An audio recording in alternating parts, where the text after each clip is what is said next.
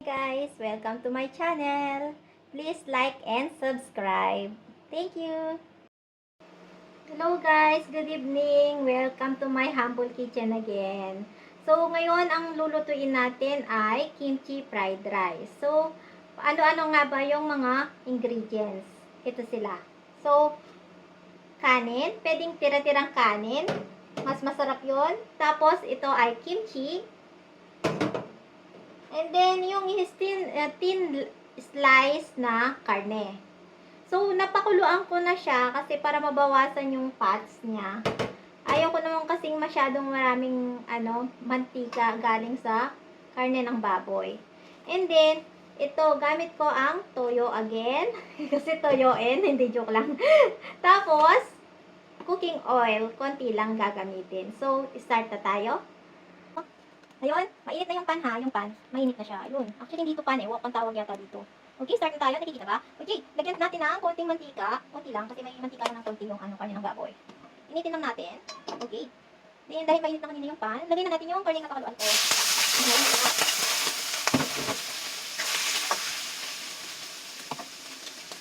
nakikita kaya?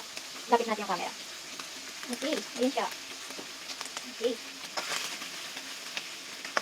So, ilagyan lang natin siya.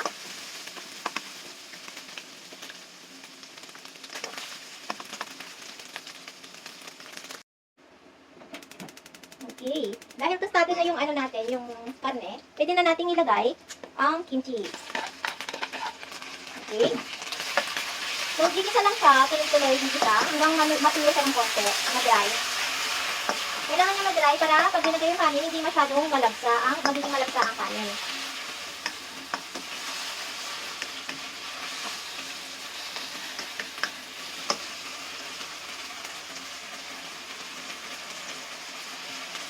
And then, pwede na natin lagay yung toyo.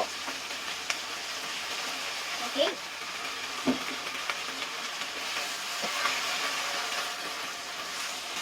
Dito kasi sa kimchi, hindi mo na kailangan lagyan ng maraming mga sangkap kasi meron na siyang lasa. So, kahit ano na lang yung toyo na lang or asin, pwede na siya.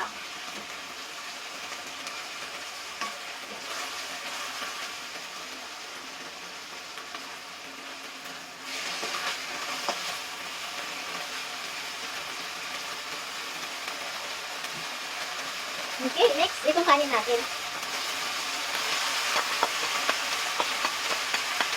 Okay.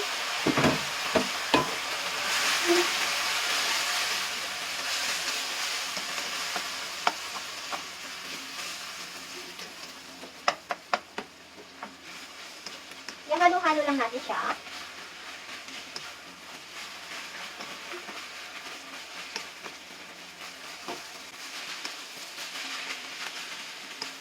Alam niyo guys, yung asawa ko hapon, kahit anong inutulo naman sa kanya, hindi naman din masaya, kinakain naman niya. Kaya ako, mahilig akong magluto. Kahit anong magluto ko. Merong mga Chinese inspired food, mga Thai inspired food, at saka mga Korean inspired food din. So kung ano yung isipan kong maging menu tonight, ganun yung lulutuin ko. Hindi siya pwede i-decide ng tonight, then bukas luluto ko. Hindi siya ganun, kasi nag-iba yung isip ko minsan. Okay. Kaya na muna natin siyang maluto ng konti yung kanin. Yun. Mix well lang tayo. Saka bakit tayo din ng kanin kasi baka masunog.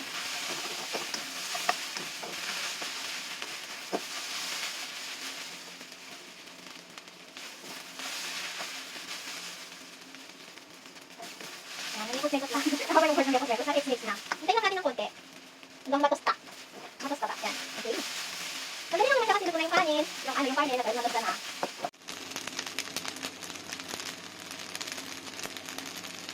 Okay, tapos na po ang kimchi fried rice. Okay, ito siya. Pwede mo siyang lagyan ng itlog or type na to, sausage. Napakasimpleng lutuin. Try nyo sa bahay nyo. Thank you for watching, Mina. Ay, bago pala tayo magtapos, i-show ko sa inyo kung paano lutuin again yung pagluluto ng side dish na beans. Ito siya. Mga beans sa bahay. Galing sa farm. Ang dami nila actually. So, sa sobrang dami, kailangan ko nang lutuin sila kasi baka tumanda. Tsaka, hindi ko rin sila ma-preserve matagal. So, ito, tingnan nyo. May 1 month stock na ako ng mga beans kasi nga galing sa farm. Sayang naman kung hindi ko agapan, di ba? Kaya kailangan agapan na.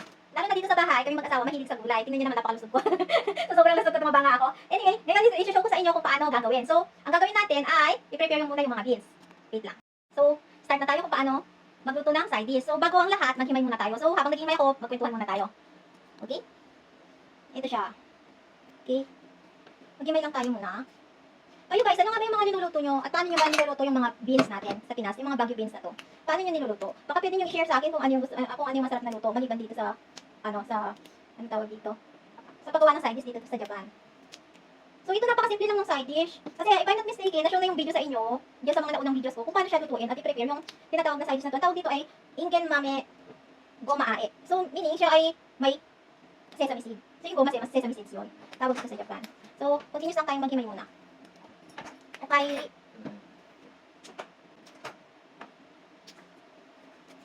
Yan, nandiyan yung asawa. So nahiya ako mag-vlog again. So kinabahan ako tuloy. So don't mind me eh. So, dito sa bahay, hindi kami nagsasalita ng Japanese. Napakadalang lang. Actually, walang madalang. 1 minute lang, tapos na. Hindi kami nag-uusap ng hapon kahit marunong na ako ng konti. Nahiya kasi ako, pag kausap ko siya, hindi lumalabas ang Japanese words sa mga hapon. Hindi nasanay.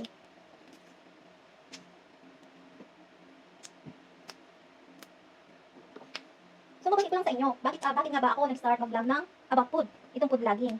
Kasi nga, sa bahay, simula nung nanganak ako, hindi na ako nakakalabas masyado. Hindi nga din ako nakakalabas, wala akong masyadong nakakwentuhan. So, tapos, pagluluto lang ang alam ko, yung hobby ko talaga, yung pinakagusto kong gawin, yung pagluluto aside from teaching. So, ngayon, yan, nag-start akong mag-Facebook muna. Tapos sa Facebook, nag-start akong mag-post din ng mga lutong pagkain dito sa bahay. Then, napansin ko, maraming mga gustong, mga nag-review na gusto yung mga niluluto ko. Then, I decided to make an account sa YT channel. That's why, nag-end up ako, nagkaroon ako ng YT channel dito. So, if I'm not mistaken, wala pa akong 2 months na naka-YT. Yun, ganun ako nag-start. So, sana maraming manood at mag-subscribe. Share and like naman po dyan, baka naman. Pasensya na rin. Pag nagluluto ako gabi, palaging gabi, ay nahulog. Palagi pong gabi kasi, yun lang yung time ko para makapagluto ng pagkain. Kasi pag gabi, nandiyan na yung asawa ko at yung baby ko, tulog na. Si baby kasi, maghapon, hawak ko din. Tsaka pag hapon din naman, ako'y natutulog. Kasi pag gabi, kuya din sa pagtutulog. So actually, hindi pa ako sanay dito sa camera eh. Pag palaging, hindi pa ako sanay magpa-show ng face sa camera. Nahihiya pa ako. So hopefully, pag araw-arawin ko pagluluto na ganito, pag-show ng face sa video eh, hindi na ako magiging camera shy. Okay.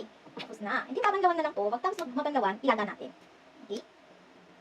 Wait lang, babanglawan ko lang. Ito na siya. Tada! Balawan lang natin. So, after kong maghimay at maghugas ng mga beans, so, dito kanina nung nagkukwento ako, nakapagpakulo na ako ng tubig. Ayan, malapit na mag-contain yung kaserola ko, kaserola na tawag dito. Itong ano ko, paglagaan, pag pinagpipituhan, pinaglagaan. Malapit na mag-contain ito. May kakay na. Ito. So, kanina habang nagkukwento ako, habang naghihimay, nakapagpakulo na po ako ng mainit na tubig. So, ang gawin natin, ilalagay lang ang beans. Lagyan lang natin, idahan-dahan lang, baka mapasok.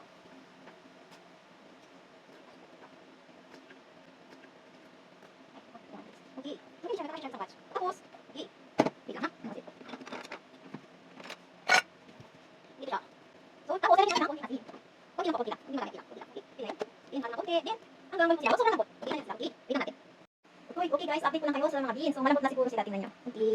Harap natin yung camera dito. Ayan siya. Ayan sila. Malambot na sila, I think. And then, so, ugasan ko muna. See you later. Hello guys. Ito nga pala yung mga natapos natin, beans. So, pagka nilaga natin sa tubig na may asin, so, pag nalabot sila, banlaman lang sa malamig na tubig na with ice. Pero ako, kahit dahil kakainin na sila, hindi na kailangan ibabad sa yelo kasi mamaya may sasalan mo yung mga yan. And then, kayo, kung halimbawa gusto nyo mag-preserve ng color green ng beans, pwede nyo lagyan ng yellow with ice, ice water, then after pakuluan, ilagay ng mga beans para yung color hindi mag-fade. Parang ano naman ang kulay pag nalagyan na ibabad sa malamig na tubig. So, ako hindi na kailangan kasi talaga. So, ganito yung gawin natin. So, last time nakita nyo nga sa isang video, nag-toasted ako ng sesame seed, tapos naglagay din ako ng asukal at toyo. So, mix lang together. Ito naman kasi, dahil last time nagmamadali ako, ito yung binili ko, kaya hindi na ako mapagod mag-grind ng sesame seed kasi last time nakaulang ganyan, tapos i-roast mo pa. So, ito, bumili na ako agad ng ready-made na. Tapos, mag-mix lang tayo. Pero try nyo sa bahay, kahit walang ready-made na beans, ay ready-made na sesame mixture, okay lang siya kasi, parehas lang din naman. May asukal, basta may asukal, toyo, sesame seed, na nag-grind na, okay na siya. Okay. Napakaganda naman ito guys, kasi hindi naman din kasi walang masyadong fats. Kami kasi sa bahay, kailangan kung halimbawa nagluto ka, dapat may partner talaga ng gulay. Kaya pag nag-prepare ako ng dinner, automatic, dapat mayroong gulay. Ito siya guys. Ayan, mix lang together. Habang ng sesame seed, try nyo sa bahay. Okay guys, tapos na po yung Ingen Mame na may goma. Gomaae daw ang tawag. Okay, ito siya. Made with nilagang beans na may grinded na sesame. Try nyo sa bahay. Tiyak magugustuhan ng mga bata to kasi masarap siya. Thank you for watching!